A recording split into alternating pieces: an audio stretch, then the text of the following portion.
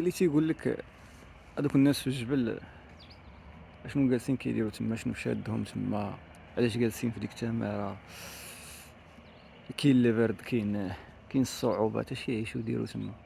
نقولك واحد القضيه، انا من التجربه الشخصيه ديالي والعيش ديالي في هاد المنطقه والتواجد ديالي هنايا في هاد المحل، وليت كنحس دابا بالراحه هنايا، واخا ما كاين ما يدار هنا. انت شوف، والو الخالي وما كاينش بنادم، ما كاينش الرواج، ما كاينش كما قلتي وسائل الحياة، الرفاهية وداكشي. ولكن هنا كنحس براسي انا مرتاح وانا بخير.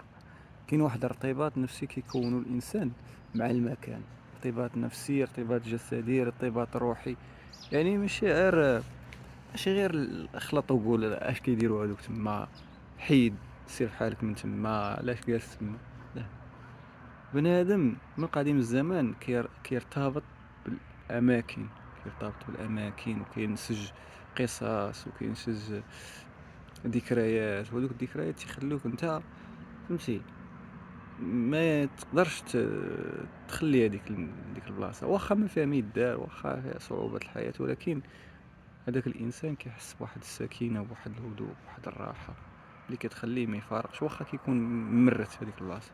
لهذا فاش كتشوف شي قوم ولا شي ناس مثلا ساكنين في شي بلاصه ولا في شي بيئه، وتقول لهم بحال الرحال، بحال دوك الناس اللي عايشين في الصحراء، صعوبات الحياة تما إلا شتيها منطقيا غادي تشوف أنها صعبة جدا، وأنك ممكن أنك تحيد من تما وتعيش مرتاح. ولكن الإنسان في شكل الإنسان